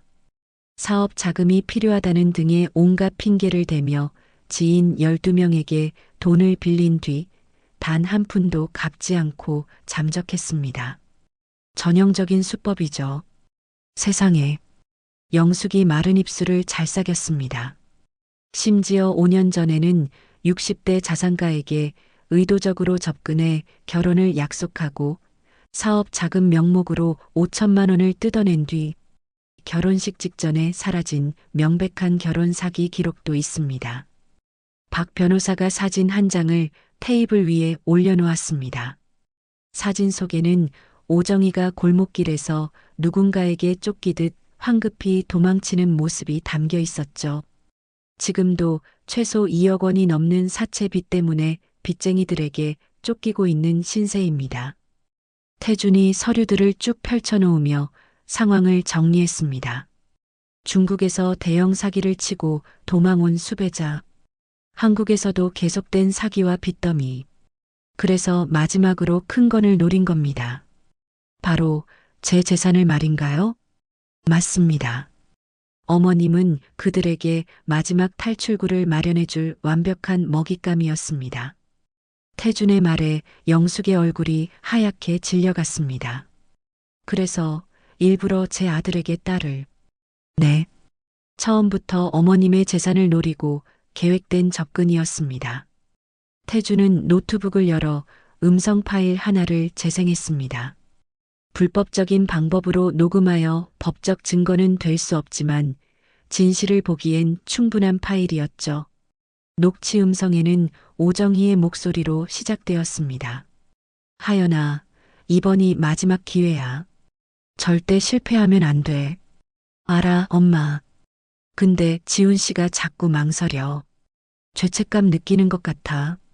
그놈은 의지가 약해서 네가 더 세게 밀어붙여야 해. 저 할망구 재산만 빼내면 우리 이 지긋지긋한 나라 뜨는 거야. 아, 진짜 지겨워 죽겠어. 저 할망구 비위 맞추는 것도. 녹취가 끝나자 회의실에는 무거운 침묵이 흘렀습니다. 영숙의 손이 분노와 배신감으로 부들부들 떨렸어요. 저런 짐승만도 못한 것들. 태준이 영숙의 손을 부드럽게 잡았습니다. 진정하십시오, 어머님. 이제 우리가 저들을 벌할 시간입니다. 제가 미끼를 던졌다고 말씀드렸죠? 네. 저들이 그 미끼를 물었습니다. 태준이 자신의 휴대폰 화면을 보여주었습니다. 화면에는 지훈에게서 온 문자가 떠 있었어요. 변호사님, 어제 말씀하신 미스터 왕이라는 제중교포 사업가, 정말 제 어머니 건물을 시세의 2배로 사실 의향이 있는 겁니까? 저는 어머님의 대리인 자격으로 미스터 왕이라는 가상의 인물을 내세워 지훈 씨에게 접근했습니다. 곧 근처에 지하철역이 들어선다는 가짜 도시개발계획서까지 만들어서요. 박 변호사가 진짜보다 더 진짜 같은 위조 서류를 보여주었습니다. 저들이 이걸 믿었단 말입니까? 탐욕에 눈이 먼 자들에게 의심은 사치일 뿐입니다. 완전히 믿었습니다. 태준이 씩 웃었습니다. 그래서 내일 저녁 고급 한정식 집에서 만나기로 했습니다. 계약금을 현금으로 주겠다는 말에 당장 달려오겠다고 하더군요. 거기서 어떻게 하실 생각이신가요? 제 옷에 초소형 녹음기를 숨겨갈 겁니다. 계약에 대한 이야기를 나누는 척하며 그동안 어머님께 저질렀던 모든 범행을 스스로 자백하게 만들 겁니다. 그게 결정적인 증거가 되는 거군요. 맞습니다. 그리고 녹음이 끝나는 즉시 식당 밖에서 대기하던 형사들이 현장을 덮칠 겁니다. 경찰까지? 네. 모든 준비는 끝났습니다. 내일이면 이 모든 악몽이 끝납니다. 모든 계획을 들은 영숙이 떨리는 목소리로 물었습니다. 그럼 우리 지훈이도 잡혀가는 건가요? 태준이 조심스럽게 대답했습니다. 네, 어머님. 아드님도 명백한 공범이니까요. 그 말에 영숙의 눈에서 참아왔던 눈물이 주르륵 흘러내렸습니다. 괜찮습니다. 그래야죠. 영숙은 눈물을 닦으며 단호하게 말했습니다. 그 애도 자기가 저지른 죗값을 치러야 합니다. 저를 버린 것에 대한 벌을 반드시 받아야 해요. 그날 밤 영숙은 창밖의 달을 보며 긴 밤을 지새웠습니다. 내일이면 모든 것이 끝난다는 생각에 가슴이 뛰면서도 아들이 차가운 수갑을 차게 될 모습을 상상하니 심장이 찢어지는 듯 아팠습니다. 지훈아, 못난 아들아, 미안하다. 하지만 이게 너를 위한 마지막 엄마의 사랑이다. 창밖으로 스며드는 달빛 아래 영숙은 조용히 눈을 감았습니다. 어머니의 모든 것을 앗아간 자들을 향한 복수의 서막이 올랐습니다. 다음 날 저녁 7시 강남의 최고급 한정식집 송원의 은은한 불빛 아래 강태준 변호사가 말끔한 정장 차림으로 들어섰습니다. 그의 와이셔츠 안쪽 심장이 뛰는 곳에는 진실을 담을 작은 녹음기가 숨겨져 있었죠. 예약하신 강태준 고객님이시죠? 2층 매화실로 안내해드리겠습니다. 직원의 안내를 받아 도착한 방은 고풍스러운 그림과 가구로 채워진 넓은 공간이었습니다. 태준이 자리에 앉아 차가운 물로 목을 축이며 기다린 지 10분쯤 지났을까요? 드디어 문이 열리고 오늘의 주인공들이 모습을 드러냈습니다. 아들 이지훈과 며느리 최아연, 그리고 모든 사건의 머리인 오정이었습니다. 세 사람의 얼굴에는 60억이라는 숫자에 대한 탐욕스러운 기대감이 노골적으로 번들거리고 있었어요. 아이고, 변호사님, 먼저 와 계셨네요. 지훈이 과장스럽게 웃으며 다가와 악수를 청했습니다. 미스터 왕 회장님은 아직이신가요? 오정희가 방안을 훑어보며 물었습니다. 아, 회장님께서는 급한 용무가 생겨 참석이 어렵게 됐습니다. 대신 모든 권한을 저에게 위임하셨으니 걱정하지 않으셔도 됩니다.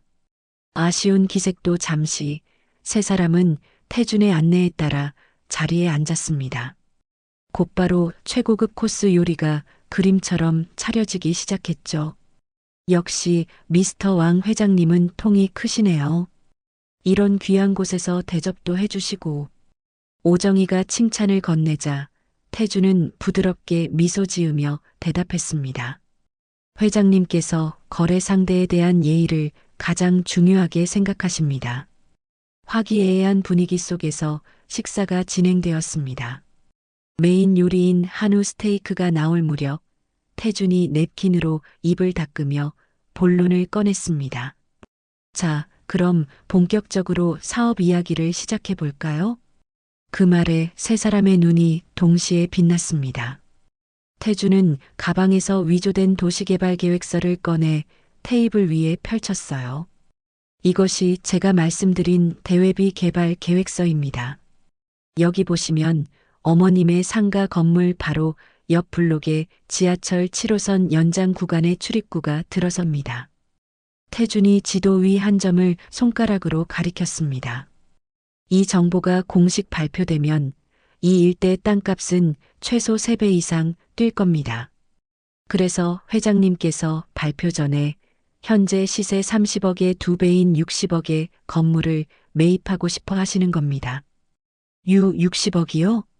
지훈의 입이 떡 벌어졌습니다. 네.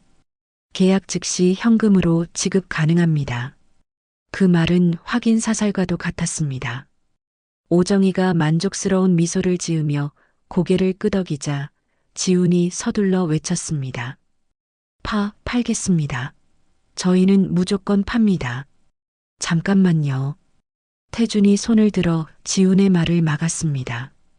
한 가지 확인해야 할 것이 있습니다. 이 건물 원래는 어머님 명의였지요? 네, 그랬습니다. 어떻게 아드님 명의로 이전된 겁니까? 그거야 당연히 어머님이 증여해 주신 거죠. 하연이 기다렸다는 듯 끼어들었습니다. 어머님이 하나뿐인 아들 사업 잘 되라고 기꺼이 도장 찍어주신 거예요. 그렇죠, 지훈 씨? 응, 맞아. 그렇군요. 어머님이 참 훌륭하신 분입니다.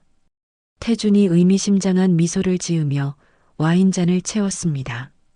술이 몇 순배 돌자 분위기는 한껏 달아올랐죠. 그런데 어머님은 지금 어디에 계십니까?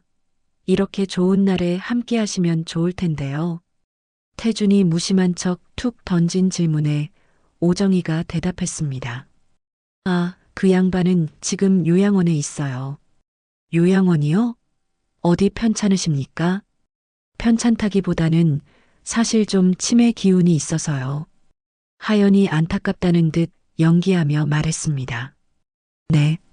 깜빡깜빡 하시는 게 심해져서 저희가 걱정돼서 좋은 곳으로 모셨어요. 효도하는 셈 치고, 아, 그러셨군요. 정말 현명하셨습니다. 태준이 잔을 부딪히며 맞장구를 쳤습니다. 치매가 더 심해지면 재산 처리가 복잡해지지 않습니까? 그 전에 미리 증여를 받아두신 건 정말 잘하신 겁니다.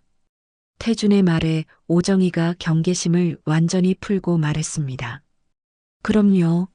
그 할망구가 판단력이 더 흐려지기 전에 받아냈으니 다행이지. 안 그랬으면 이 대박 기회도 날릴 뻔했잖아.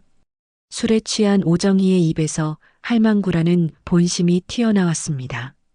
맞아요.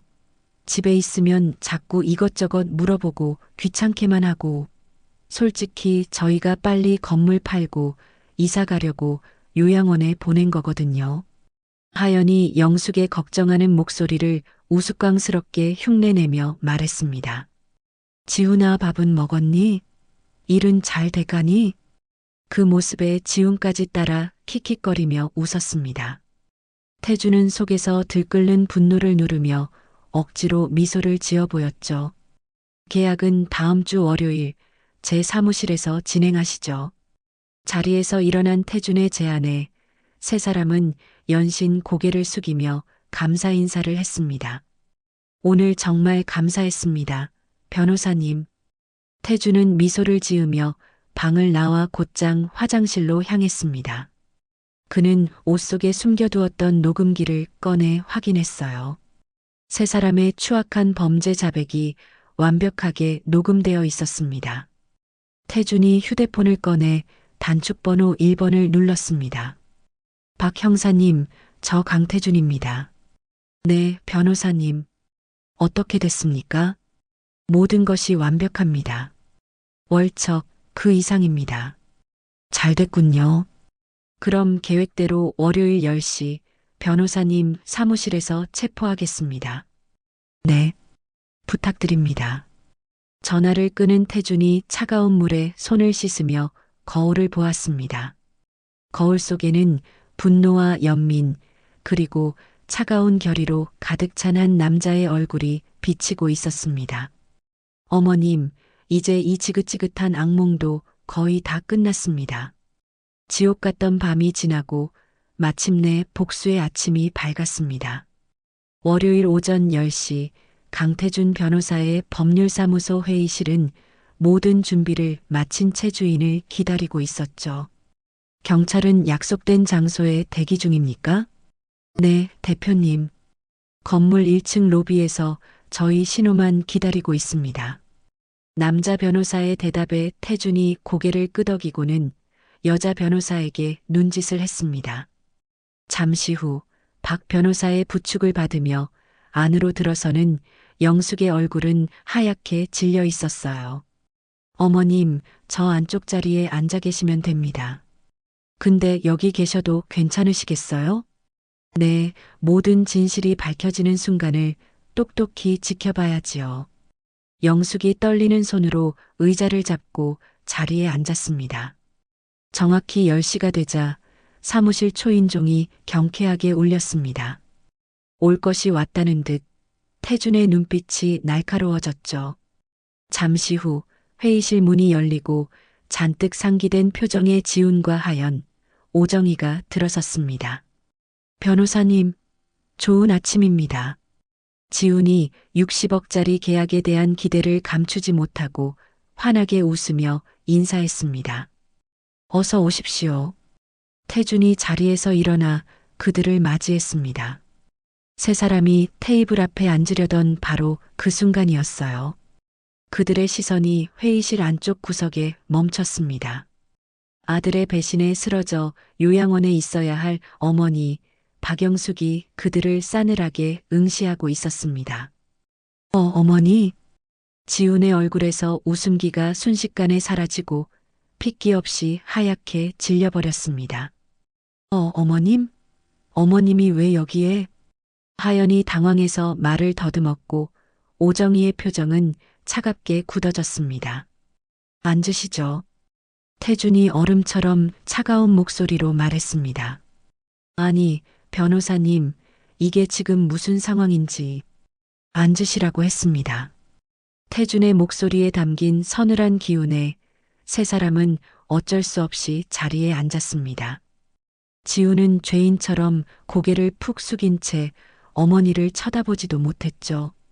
미스터 왕 회장님은 어디 계십니까? 상황 파악이 가장 빠른 오정희가 물었습니다. 미스터 왕이요? 태준이 비웃듯 웃었습니다. 그런 사람은 처음부터 존재하지 않았습니다. 저는 미스터 왕의 대리인이 아니라 여기 계신 박영숙 어머님의 변호인 강태준입니다. 뭐라고요? 하연이 용수철처럼 자리에서 벌떡 일어났습니다. 태준은 들고 있던 스피커의 재생 버튼을 눌렀습니다.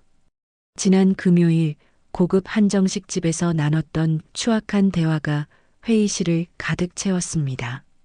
그 할망구가 판단력이 더 흐려지기 전에 받아냈으니 다행이지.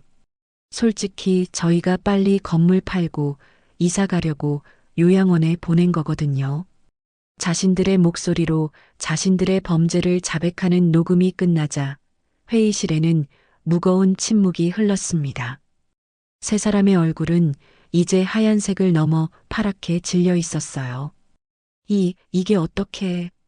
여러분이 직접 하신 말씀들입니다. 여러분이 박영숙 여사님을 속이고 재산을 빼앗으려 했다는 명백한 증거죠. 태준이 서류 뭉치를 테이블 위로 던졌습니다. 오정혜 씨, 중국에서의 50억대 투자 사기, 한국에서의 연쇄 채무 불이행, 결혼 사기까지. 당신은 구제불능의 상습 사기범입니다. 그건... 오정희의 입술이 파르르 떨렸습니다.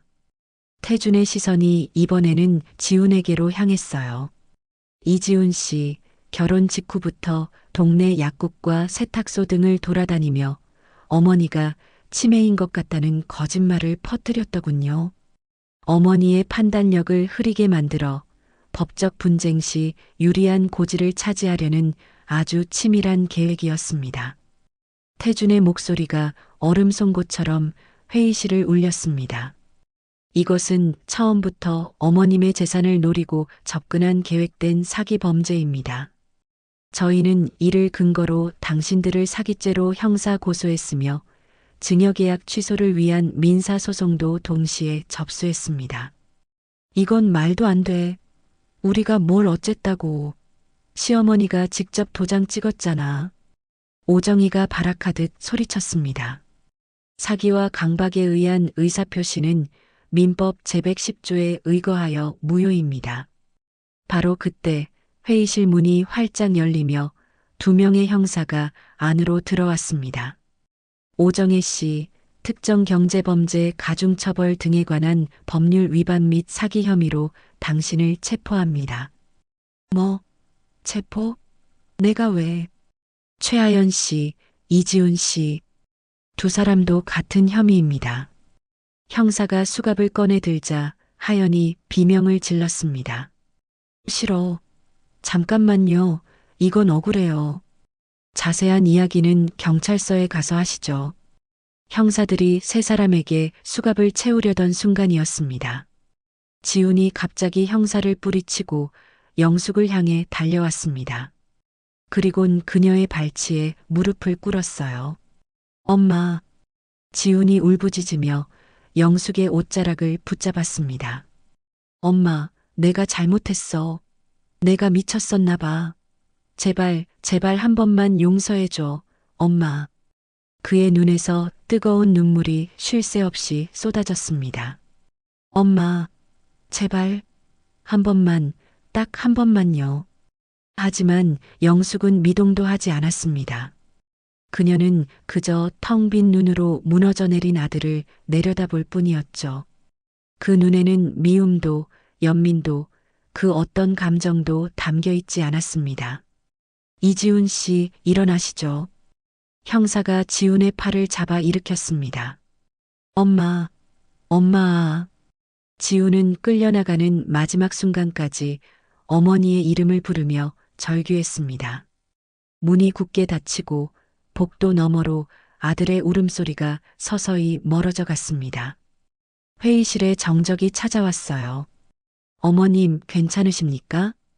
태준이 조심스럽게 다가와 물었습니다.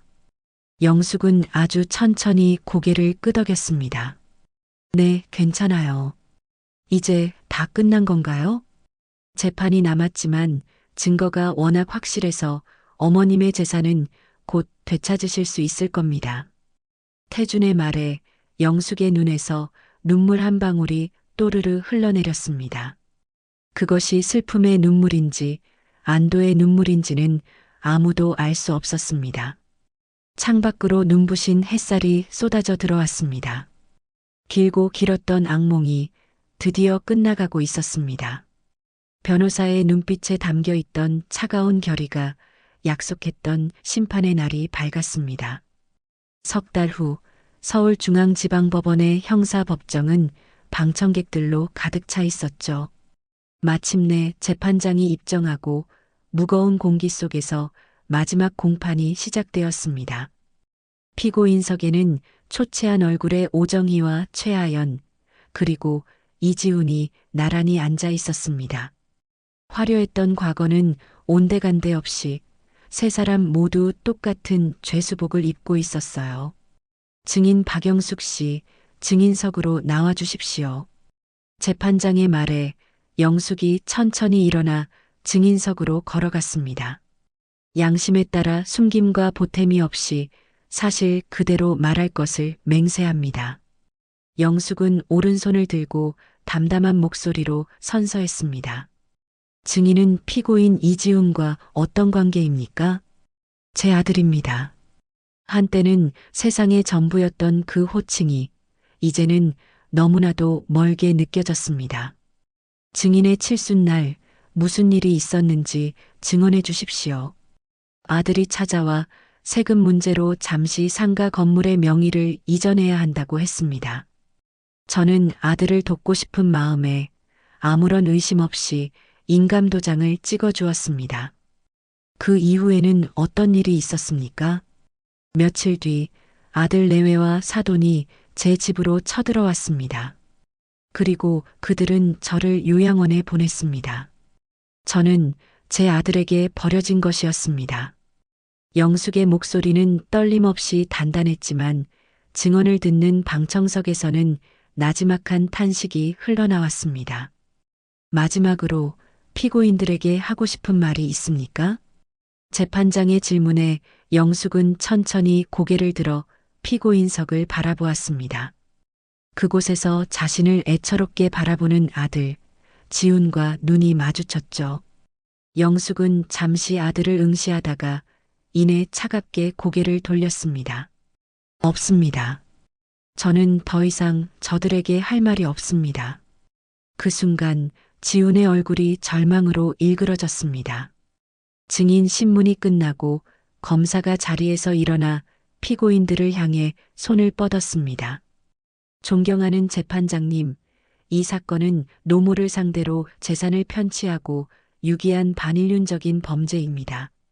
이에 피고인 오정희에게 징역 10년, 피고인 최하연과 이지훈에게 각각 징역 5년을 구형하는 바입니다. 곧이어 피고인들의 최후 진술이 이어졌습니다. 지훈은 떨리는 목소리로 자리에서 일어났어요. 재판장님, 저는 아무 변명도 하지 않겠습니다. 제가 죽을 죄를 지었습니다. 엄마, 정말 미안해. 평생 평생 후회하고 속죄하며 살게. 제발.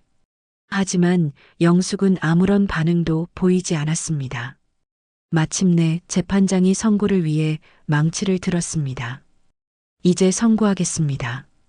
피고인들은 모두 일어나십시오. 세 사람이 떨리는 다리로 자리에서 일어섰습니다. 피고인 오정희. 모든 범행을 주도적으로 계획하고 실행했으며 반성의 기미가 보이지 않아 죄질이 매우 불량하다. 이에 피고인을 징역 7년에 처한다. 피고인 최하연, 이지훈.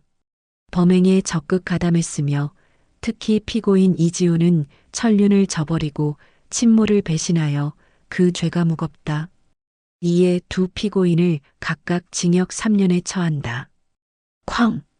재판 종료를 알리는 망치 소리가 법정 안을 서늘하게 울렸습니다. 7년? 이 늙은이 하나 때문에 내 인생을 7년이나 썩으라고? 말도 안 돼. 이건 조작이야. 오정희가 얼굴이 시뻘개져서 재판장을 노려보며 악을 썼습니다. 교도관이 팔을 붙잡자 하연이 비명을 질렀어요. 싫어. 내가 뭘 잘못했는데. 억울해. 지훈 씨, 뭐라고 말 좀 해봐. 이건 아니잖아.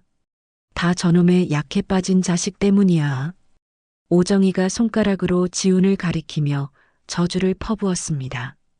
바로 그때 이성을 잃은 지훈이 갑자기 교도관을 뿌리치고 영숙에게 달려왔습니다. 엄마, 엄마.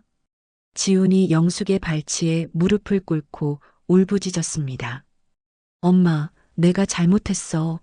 제발, 나 한 번만 봐줘. 나 정말 미쳤었나 봐, 엄마. 교도관 2명이 달려들어 지훈의 몸을 제압했습니다. 엄마, 엄마. 지훈은 짐승처럼 울부짖으며 법정 밖으로 끌려나갔습니다. 그제야 영숙은 천천히 고개를 들어 끌려가는 아들의 뒷모습을 바라보았어요. 하지만 그녀의 눈에는 그 어떤 감정도 담겨 있지 않았습니다.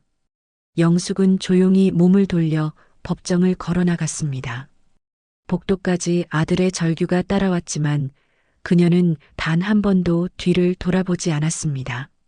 한 달 후 민사재판 역시 박영숙의 완벽한 승리로 끝났습니다.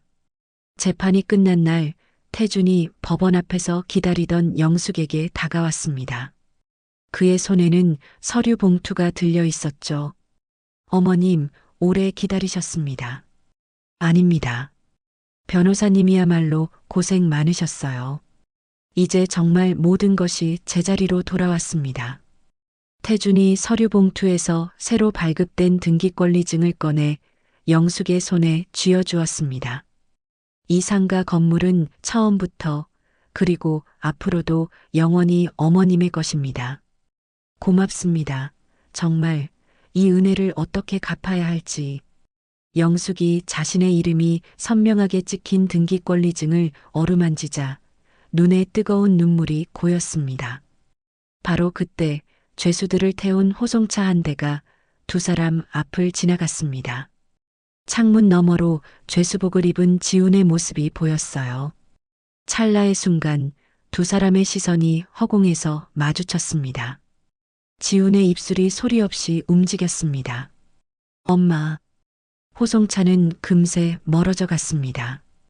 영숙은 차가 사라진 방향을 더는 돌아보지 않았어요. 그녀는 천천히 자리에서 일어나 앞을 향해 걷기 시작했습니다. 과거는 등 뒤로 흘려보내고 오직 새로운 삶을 향해서 말입니다. 법정의 차가운 망치 소리가 과거의 유산이 된 지 어느덧 6달이 흘렀습니다. 계절이 바뀌는 동안 박영숙의 삶에도 새로운 희망이 움트고 있었죠. 그녀가 되찾은 상가 건물 1층에 드디어 새로운 간판이 내걸렸습니다. 박영숙의 따뜻한 밥상. 개업 준비로 분주한 아침이었어요. 어머님, 테이블 배치는 이대로 괜찮을까요? 가게 안쪽에서 땀을 흘리며 테이블을 옮기던 강태준 변호사가 소리쳤습니다. 네, 아주 좋아요. 보기 좋네요. 영숙이 주방에서 환한 얼굴로 고개를 내밀며 대답했습니다. 가게 안은 그녀의 새로운 시작을 응원하기 위해 자발적으로 찾아온 사람들로 북적였습니다. 태준의 동료 변호사들은 물론 옛 국밥집 단골 손님들까지 모두가 자기 일처럼 소매를 걷어붙이고 있었죠. 어머님, 냄비랑 그릇은 어디에 둘까요? 저쪽 위 선반에 차곡차곡 올려주세요. 모두의 얼굴에는 힘든 기색 대신 즐거운 웃음꽃이 피어 있었습니다. 오전 10시쯤이 되자 어수선했던 가게는 햇살을 받아 반짝이는 깨끗하고 정갈한 공간으로 다시 태어났어요. 휴, 이걸로 정리는 다 끝났네요. 태준이 이마에 땀을 훔쳤습니다. 다들 정말 고생 많으셨어요. 제가 뭐라고 이런 도움을 받는지. 영숙이 고개 숙여 감사 인사를 하자 단골 손님이 손사래를 쳤습니다. 아이고, 사장님, 그런 말씀 마세요. 개업하면 저희가 매일 와서 팔아드릴게요. 따뜻한 인사를 나눈 사람들이 하나둘 가게를 떠나고 마지막으로 태준만 남았습니다. 어머님, 괜찮으십니까? 네, 변호사님. 괜찮고 말고요. 영숙은 가게를 천천히 둘러보며 미소 지었습니다. 그 미소는 지난 세월의 그늘 한 점 없는 온전한 평화 그 자체였어요. 이제야 비로소 제가 진짜 하고 싶은 일을 하게 됐네요. 어떤 식으로 운영하실 생각이세요? 저처럼 힘들고 배고픈 사람들한테 돈 걱정 없이 따뜻한 밥 한 끼 대접하려고요. 돈이 없는 사람은 공짜로 먹을 수 있는 그런 식당이요. 어머님, 그럼 남는 게 있겠습니까? 태준이 걱정스럽게 물었습니다. 괜찮아요. 위에 있는 사무실들 월세 받으면 그걸로 충분히 꾸려나갈 수 있어요. 제가 변호사님께 또 많은 분께 받았던 그 온기를 이제는 제가 나눌 차례인 거죠. 영숙이 태준의 손을 따뜻하게 잡았습니다. 며칠 후 박영숙의 따뜻한 밥상이 드디어 문을 열었습니다. 개업 첫 손님은 허름한 차림의 노숙자였습니다. 그가 머뭇거리며 가게 안으로 들어섰어요. 제가 지금 돈이 한 푼도 없는데. 아이고, 잘 오셨어요. 어서 들어오세요. 영숙은 그를 가장 따뜻한 안쪽 자리로 안내했습니다. 곧 하얀 김이 모락모락 피어나는 뚝배기 국밥이 그의 앞에 놓였습니다. 별거 아니지만 맛있게 드세요. 남자가 떨리는 손으로 숟가락을 들어 첫 술을 뜨는 순간 그의 눈에서 굵은 눈물방울이 뚝뚝 떨어졌습니다. 괜찮으세요? 어디 불편하십니까? 아닙니다. 너무 오랜만에 이렇게 따뜻한 밥을 먹어봐서 감사합니다. 영숙은 말없이 남자의 어깨를 토닥여 주었습니다. 점심시간이 되자 가게는 손님들로 가득 찼습니다. 주머니 가벼운 젊은 학생들, 고된 노동에 지친 인부들, 홀로 사는 노인들이었죠. 모두가 영숙의 국밥을 먹으며 행복한 표정을 지었습니다. 사장님, 국밥 정말 맛있어요. 꼭 우리 엄마가 해준 밥 같아요. 영숙은 쉴 새 없이 주방을 오가면서도 얼굴에서 미소가 떠나질 않았습니다. 저녁 무렵 마지막 손님까지 돌아간 가게를 청소하고 있을 때 태준이 조용히 들어왔습니다. 어머님, 개업 첫날 어떠셨습니까? 좋았어요. 정말로요. 손님들이 행복해하는 모습을 보니 제가 더 행복해지더라고요. 태준이 의자에 앉아 잠시 머뭇거리더니 조심스럽게 물었습니다. 그런데 어머님, 혹시 아드님 생각은 나지 않으십니까? 걸레질하던 영숙의 손이 잠시 멈췄습니다. 그녀는 창밖을 바라보며 나지막이 말했어요. 가끔 생각나죠. 어쩔 수 있나요? 배 아파 낳은 내 자식인데. 영숙은 더 이상 아프거나 미워하는 표정이 아니었습니다. 하지만 이제는 그 아이를 그저 놓아주기로 했습니다. 그 아이는 그 아이의 죗값을 치르며 살 것이고 저는 저의 새로운 인생을 살아야죠. 태준이 조용히 고개를 끄덕였습니다. 저녁은 드셨어요? 안 드셨으면 국밥 한 그릇 끓여드릴게요. 그럴까요? 영숙이 끓여주는 국밥을 앞에 두고 두 사람은 마주 앉아 식사를 했습니다. 어머님 국밥은 역시 세상에서 제일 맛있습니다. 그래요? 내 입에는 예전만 못한 것 같은데. 두 사람이 마주보며 소리내어 웃었습니다. 가게를 나서던 태준이 문 앞에서 뒤를 돌아보며 말했습니다. 어머님 정말 행복해 보이십니다. 고맙습니다. 다 변호사님 덕분이에요. 아닙니다. 어머님께서 스스로 강해지셨기 때문입니다. 태준이 정중하게 고개를 숙이고 떠났습니다. 홀로 남은 가게 안 영숙은 깨끗하게 닦인 테이블과 반짝이는 주방을 천천히 둘러보았습니다. 창밖은 아름다운 저녁 노을로 붉게 물들고 있었어요. 이제야 진짜 내 삶을 사는구나. 그녀의 얼굴에는 완전한 평온함이 가득했습니다. 더 이상 누군가를 위해 희생하는 어머니가 아닌 온전히 자기 인생의 주인으로 다시 태어난 박영숙. 그녀의 따뜻하고 새로운 삶이 바로 그곳에서 다시 피어나고 있었습니다. 오늘 이야기 어떠셨나요? 혹시 끝까지 함께 해주신 분이 계시다면 잘 들었다고 댓글 하나만 남겨주세요. 여러분에게도 따뜻하고 빛나는 날들이 찾아올 거예요. 구독과 좋아요는 다음 이야기를 이어가는 큰 힘이 됩니다. 지금까지 오늘도 사연이었습니다. 더 깊고 따뜻한 이야기로 다시 찾아뵐게요. 편안한 하루 보내세요. 감사합니다.